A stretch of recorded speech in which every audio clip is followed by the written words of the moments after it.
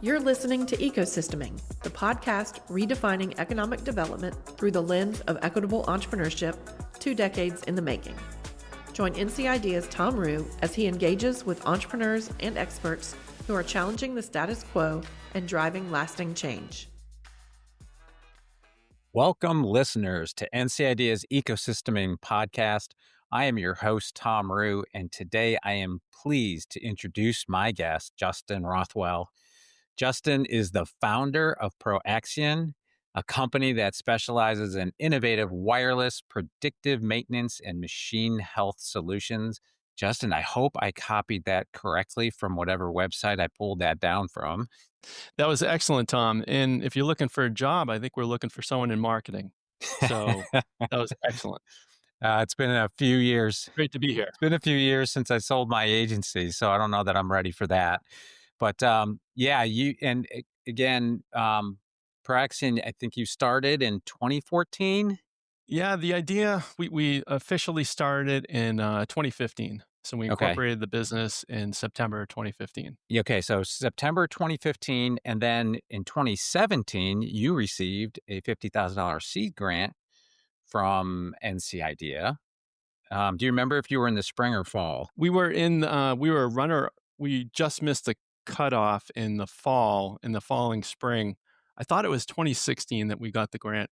It's hard to remember the exact dates, but our second time through in the spring. Okay. Spring cohort is when we won that grant. I did a quick look up in our CRM system. It's got you listed as a 2017. So that might have been fall 2016 when you just missed the cut. Okay. And then spring 2017 on the second application.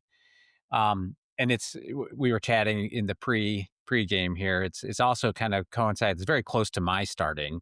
I started in March of 2016. So the spring 2016 was my first grant cycle. So your first application would have been in my second grant cycle, which is kind of crazy to think because we just wrapped up the fall 2025 cohort selection. It's the 40th cycle. Wow. That NC Idea has done this because it's our 20th year and we do 2 per year. So yeah, I know when we got involved with it, it was it had a little bit of history to it, and it was kind of established at that point. We felt very honored to be incorporated, and we were doing Groundwork Labs at that time as well with John Austin, and those kind of were kind of hand in hand. But yeah, it was a great experience from our end.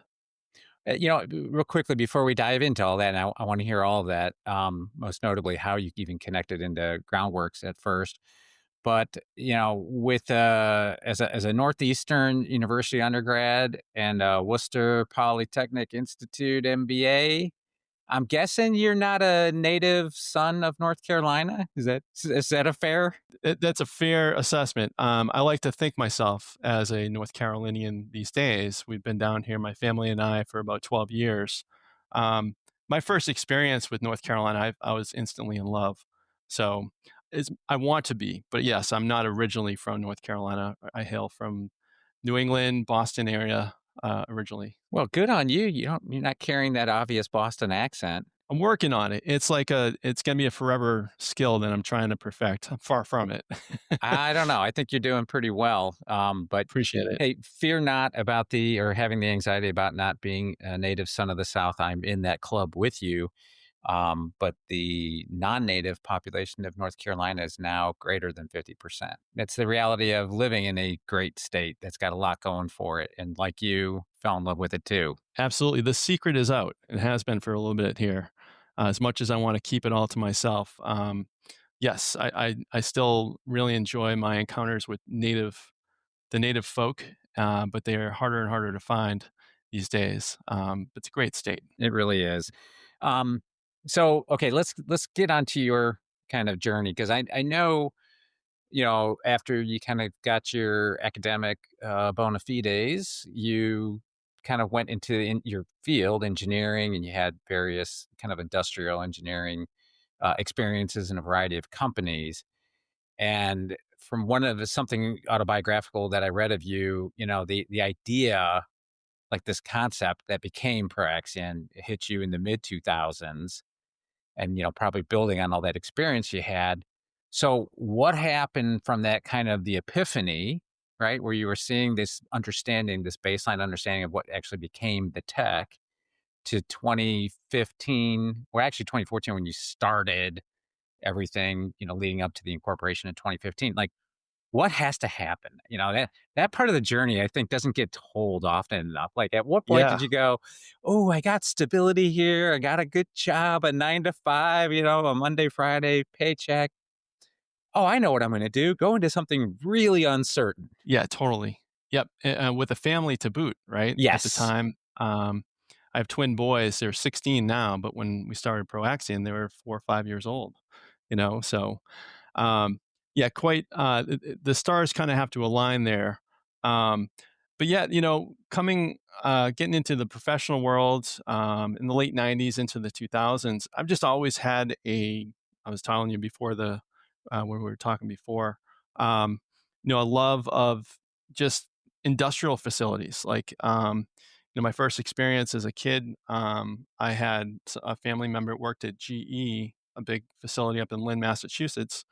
I remember visiting that in elementary school and was just in awe of the machinery, these large turbines that were under construction, and um, it just seemed like another world, and it was like magical.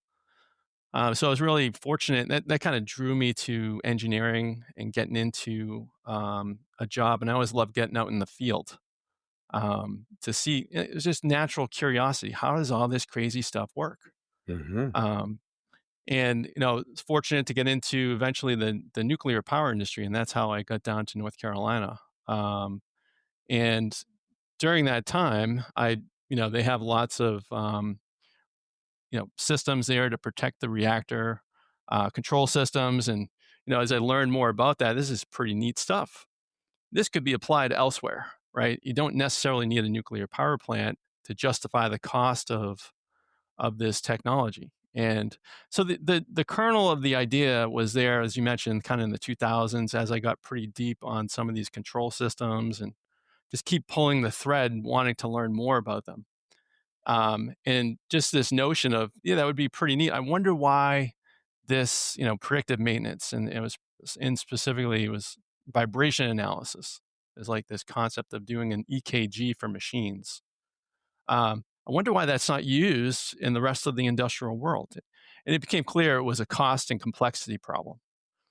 So this notion of, wow, it would be neat if that could be made less complex, more simple. Um, but you're right. At that time, it wasn't the right time. I went back to school to get my MBA, and I really, as an engineer, now I wanted to understand why certain projects were funded, how companies did business, and so going back to WPI, which was an excellent program run by serial entrepreneurs. Um, I originally started at Penn State, and it was a traditional MBA program, and I didn't like it. It was basically, I could read the books of all the business theory. I wanted to understand how people actually build businesses.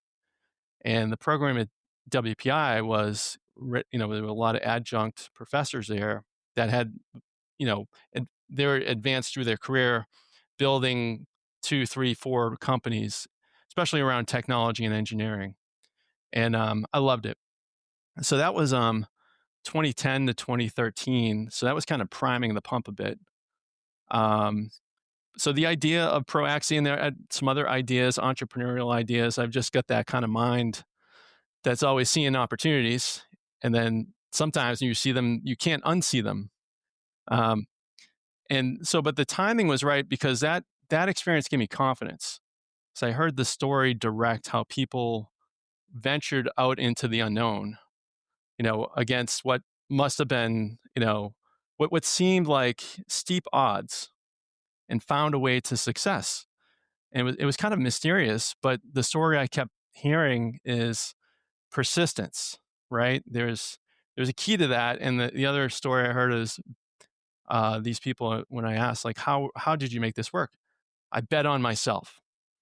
I Yep. believed in what the opportunity was, and I made a big bet on myself. And so that notion was really interesting to kind of see on the other side how that, and there was a lot of failure along the way too. I think that's an important part of this journey. What I love that most entrepreneurs, they talk about the failures too, Oh, they right? have to. That's how they learn. They have to. They have to. Um, so to go back to your question though, the timing was right. I got done with grad school, and we had an opportunity to move down here. I was working for a company that was doing work for Duke Power, and this was right after their merger with Progress Energy. We moved all the way down here, and the company lost the contract. So it was Oh, opportune time. And I had some opportunities to go with a couple of other companies that, but they felt very much been there, done that. And someone said, "Hey, why not just go out and do your thing now?" And it was the right time. I had built up the idea. I didn't know if it was going to be successful, but I knew enough about the market. And then I had this newfound confidence, having been kind of schooled by folks who had been, successful entrepreneurs, that, and it was a good time to do it. So it, the one part, I guess, to that really, I mentioned having kids at home, you know, was my wife. And to this day, she was my number one investor. Like, and we approached it that way too. I had some good advice that, make sure that whatever you're doing, you got the approval of your number one investor there. So she was instrumental in just saying, let's go for this. Let's try it out. And then, from there, it was one step at a time. you didn't frame it this way, but this is the way we do it through our mindset program offering, which is focusing on the components of an entrepreneurial mindset, right? You see opportunities where others see problems. You can't unsee it, right? At that point, you believed in yourself, right? You bet on yourself to get it done. This is all goes to personal sense of agency, locus of control.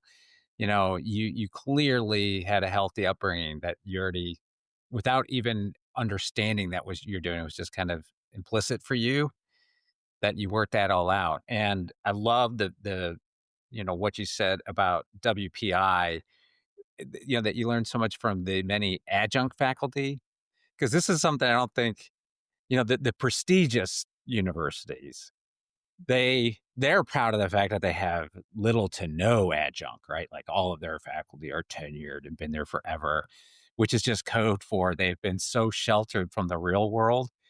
What they're teaching is often so disconnected from the reality out in the wild that I think they do students a disservice. And I have always found programs at the university that have a lot of adjunct faculty, right? Because they're the ones that are out there doing it. They can only be adjunct because they're doing other things, but they're the ones that are living the relevant life every day. And like, what better quote teacher can you have? So Absolutely.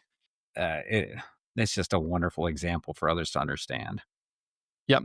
No, and I think, there's a place for the academic world, and, and it's important to do research and all these things. But the way I'm wired is more for the application, the practical part of it. And, I did love that. And I got that from Northeastern too, which is, pretty good co-op school.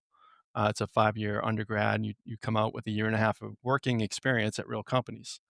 And so it's an excellent school, but they're kind of hardwired for that. And then, and I was the type of learner too. If I didn't understand why it mattered, it was difficult to me justify learning these abstract concepts. Yep. My son went to the University of Akron, double E comp sci, double major, 5 year, Oh, nice. year and a half of co-oping. And it was his last co-op at where he went right after graduation, and he's been there now 7, 8 years. And he's just got a wonderful career trajectory at Key Factor, but that's a different story. So let me ask you: you take your life circumstances come together in such a way, and the alchemy works. You're going to Right. go forth and do this. how did you stumble across Groundwork Labs? How did you connect with NC Idea back in the day? Yeah. So yeah, the company I was with, I think it was like April of 2025. Great. It was a small consulting firm, engineering consulting firm, and I'm still really good friends with the two owners. They felt bad, and so like, hey, listen, this contract's coming to an end. We maybe be able to find something, and so I started poking around. But then I learned about there was an event called the Startup Weekend, and it was being held at American Underground. I just started networking. People like, hey, check this out, and so I signed up, and it was a really fun experience, but kind of went in not knowing what to expect. And that's where I met my co-founder. And I'm not sure if you're familiar with the format of that startup weekend. I am very familiar with that format. It was a program that was launched nationally at the Kauffman Foundation when I was there. Ah, great. I went to some of the earliest startup weekends that were ever held and that were hosted by like little companies called Microsoft and Google back then. Right, right. Yeah, small little mom and pop shops. It was fantastic, and just getting there Friday night, and it was going to be all weekend with strangers or people you kind of knew, and then self-forming teams and ideas, and then going forth and then pitching. And so John Austin was one of the judges, and my Elliot was my co-founder, Elliot Poger, and he and I are still really good friends to this day. He was on the second place team, and so I was on the first place team. so, and it was an idea that I had pitched, and we happened to win it, and it was just fantastic. And met a couple people, but he and I kind of hit it off. And then John had some very encouraging words. He's like, and I thanked him for his time. He goes, "Well, what brings you here?" I'm like, "Well, I'm actually thinking about starting a different company. What's stopping you?" Yeah. It's like, I like this guy. He's serious. He's like, "Well, why don't you come by sometime and, if you want, I'm happy to hear what you got." And then so Elliot and I did that. I approached Elliot after the startup weekend and I said, "I've got this other idea." Because I had pitched, we had built this. One of my sons has type 1 diabetes. And so he's got to take insulin and count carbohydrates. And one of these things back then was we had to measure all the food with a scale and look up in a book how many calories per gram and all this.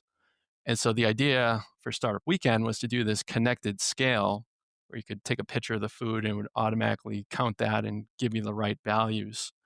And we built that, and, and and the team I had was amazing. We ended up winning the first place pitch and all that. Um, but Elliot did a different thing, and so like I told John, I have this other idea, which is I like that idea, but this other one that I know more about in the industrial space, that ultimately became Proaxion. And I pitched Elliot on it because I couldn't build that thing. Elliot was our technical co-founder, had spent a number of years at Google, and it was just one of these things of stumbling across someone that was highly capable and also at a junction in his career where he was looking for something to do. He had left Google to pursue a couple of other projects, and they had stalled out, and so it was perfect timing.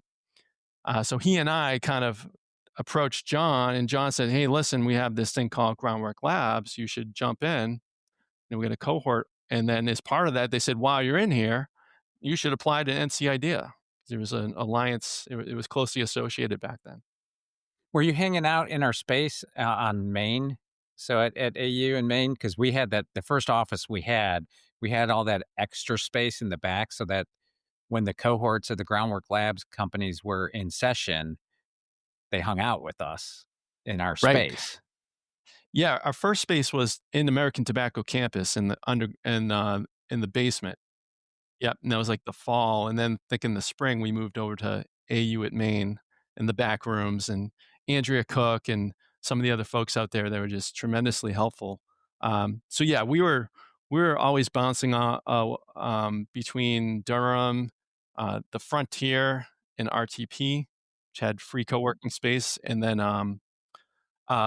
in Raleigh, at HQ Raleigh. Well, you were really taking advantage of the ecosystem, which Yes. again for a newbie, kudos to you because it still surprises me from time to time when somebody feels like there's no resources, there's no nothing, to help them in this space. And having done ecosystem building, nationally and internationally, I can tell you I'm not here by accident. There's so much here from an asset, community asset, and ecosystem asset standpoint that, you just do yourself a disservice if you don't connect to it.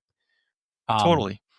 so let me ask you, speaking of that ecosystem, you know, you have had recently the exit, in September, acquired by Decide for Action.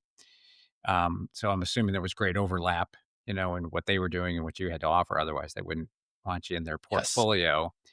But Hmm. for a lot of founders to get to the point of exit, there's that little interim step, and that's private equity and raising money and taking money from investors so that you scale and you get to that critical mass that somebody does want to acquire. May I ask, like, did y'all raise money in your journey? We did. Yep. We raised money largely from angel investors and then angel groups.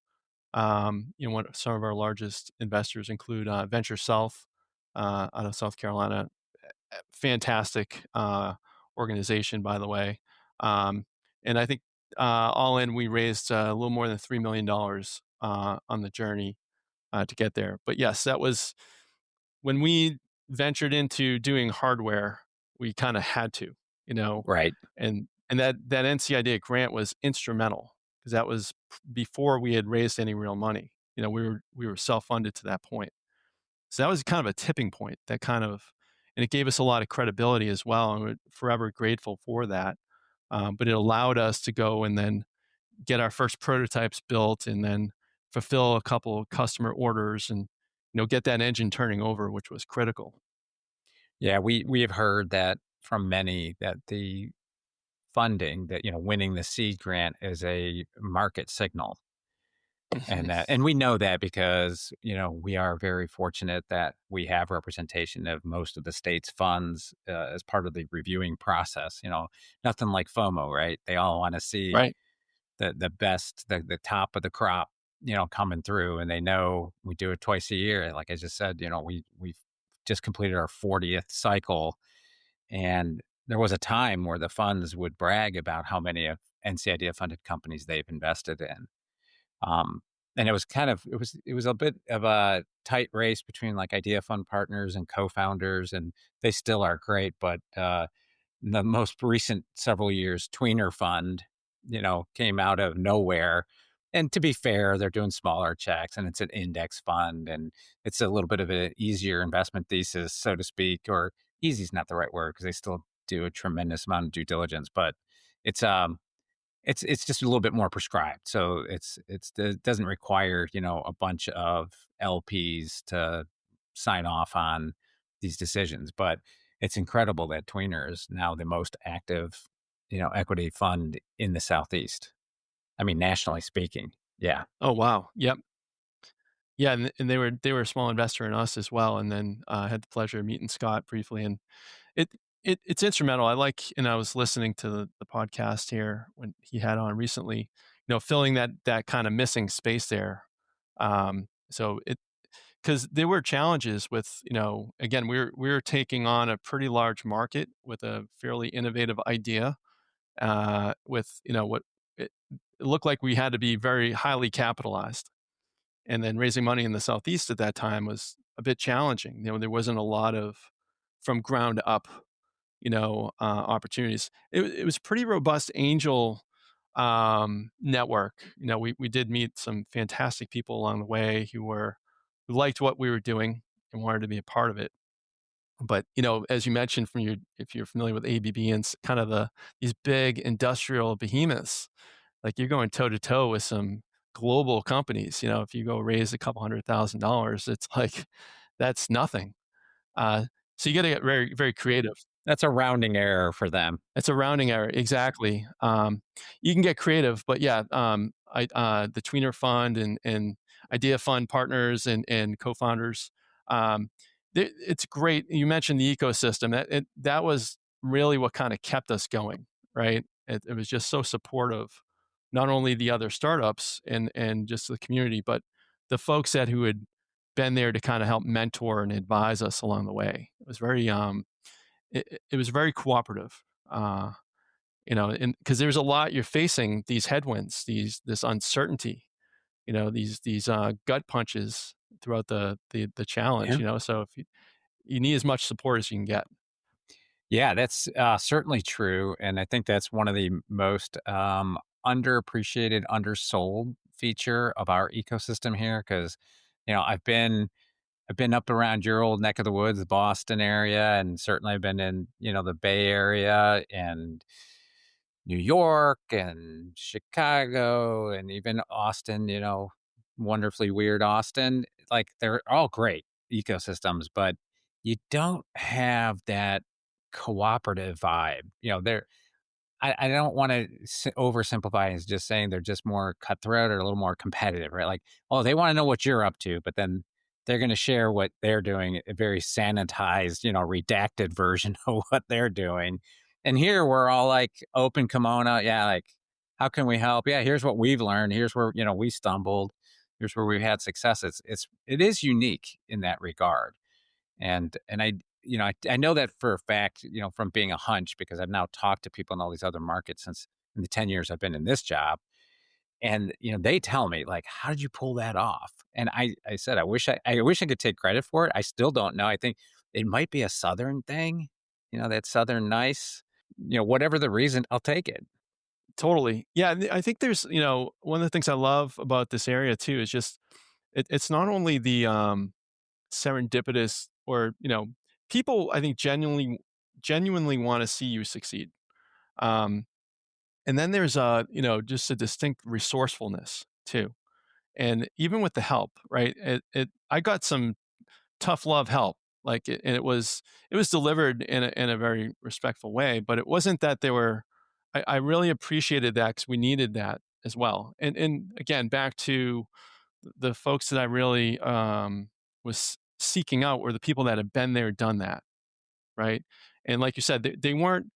Um, for the most part, people were not trying to oversell it or feed their egos, right? It was like, hey, yep, we did that. That was hard. We survived. Yes, it was an accomplishment. Here are the things we learned along the way. And it wasn't, and up in Boston, it's always going to be my hometown. I love it.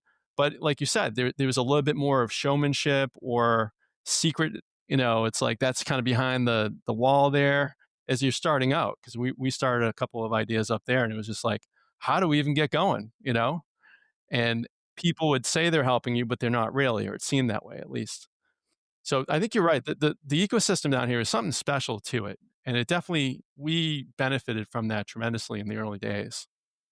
Yeah, I'm sure you did, but again, I'm going to give you a lot of the credit for that because you sought out the ecosystem that was literally all around you, and you engaged with it. And again, for reasons that just my own personal background, having done large custom application development in the distributed control system space for large companies like ABB, I had a certain affinity for what you were saying, but I still remember your pitches.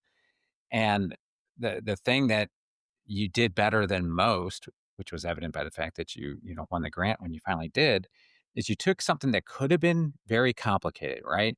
How do these sensors work? What's that? You had some incredible, and was it licensed IP from? Is there Nope. IP associated with? Okay, but it was still a technical device that just measuring the vibration patterns off of like a large electric motor to a person, especially a tech founder, it would be so easy to just fall in love with the technology and explain it and get nerd out on it. But the thing that you started with, now I'm going to give some credit to the coach, the prepping, pitch coaching that goes on. But when you said, "Hey, see this, our little MVP here," I think it was $25 or $50 sensor, whatever it was in the earliest.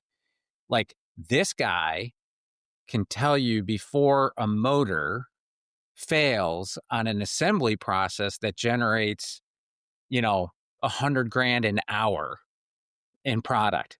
So what is it worth to the company to know, hey, this motor is like 50 hours away from a line stopping failure, right? So at that point, everybody gets that, right? You don't need to know all the nuances of the technology and how you were, messaging on the back bus to, the systems, or who cares on that point? I mean, the technical people that are evaluating you would care and probably get all up in your business about it. But to the lay people, to anybody just was like, hey, does this idea have wheels?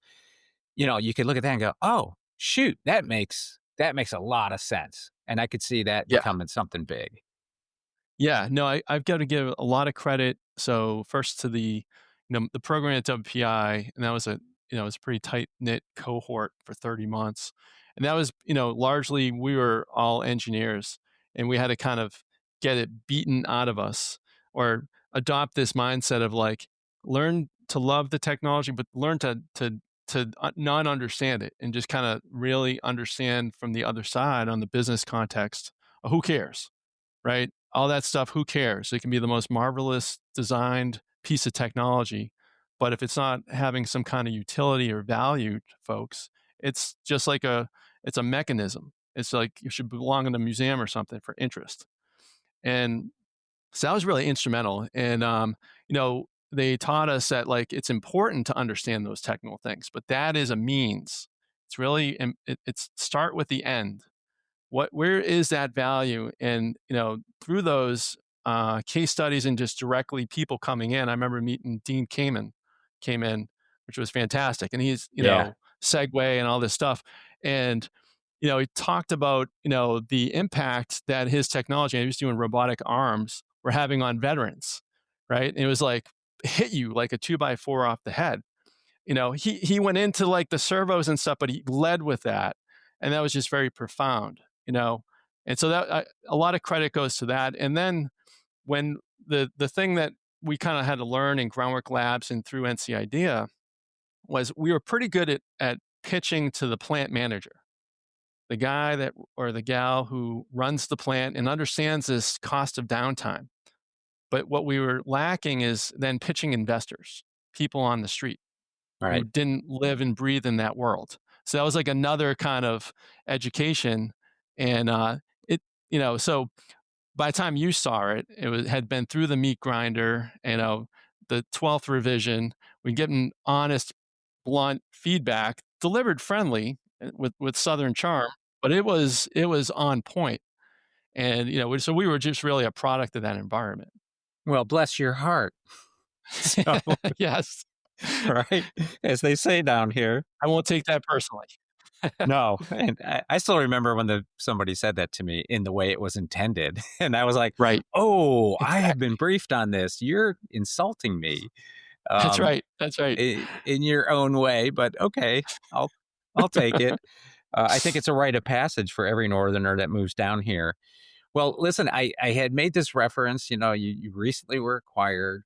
So you are joining, I think, a pretty elite club in the ecosystem here of now exited. You're not just a founder, you're an exited founder. That puts you just went to the next class, right?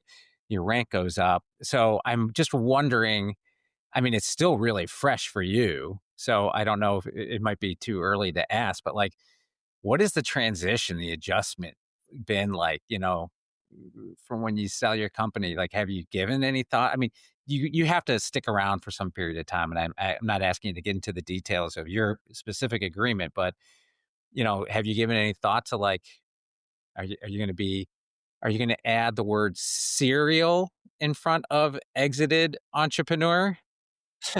Or are you going to at least maybe take a break and do something else? Yeah, no, it's a great question. Yeah, the serial entrepreneur. My first time I heard that, I was like, "There's other serial things out there that are not. They're a bit more notorious, like serial killers. Serial, it's like so maybe not the best usage here, but no, I think this experience just has reinforced who I am, and at some point you can't change who you are. And so today I advise a few other startups that I really love. And again, there were some folks like shout out to Bill Spruill, who continues to be a mentor for me. But there were some folks along the way who just gave help with nothing, asking nothing in return. And I've acquired so much experience, and there's so many things I need to learn, but I really want to give that back, right? And so the next thing I do, it's important for me to work with good people, that are hardworking, and then kind of be that piece that they need. It's very gratifying. So I don't know what that is. Get some time to kind of think of it, but there's a couple of startups out of NC State, and I serve as a mentor over there at the School of Business, and I love that. And certainly, if you come across anyone that's I've got some domain experience, please pass them my way, because and you may be the same way with your role. Like, you acquire these skill sets or these experiences, scars, and you're like, they need to be having more value, and we pass these along to folks. You can't keep them to yourself. You are a man with specific skills. I think that's from the Yes, that's Taken right. movies, right? You can apply those. But I have to say, I really appreciate you saying that, because you kind of preempt my close here. And that is, if you didn't volunteer it as you did, that's usually where I do the friendly reminder, like, well, you're part of something now, and it's really be great if you can give back in that way. Because, I always like to, on these pods, ask, like, if you had to guess how many mutual contacts, we share on LinkedIn, what would you guess it is? And you and I don't have a lot of overlap. It's Right. 141 to be Oh, exact. man. As a matter of fact, there are other funded companies in that grouping. Deepak Mahato, I don't know if he was in your Yes. cohort, is in there. Ryan Perlowin, who's a big friend of the foundation. Jay Bigelow, big friend of the Yes. foundation. Yep. This is how, as we refer to it, this thing of ours gets stronger.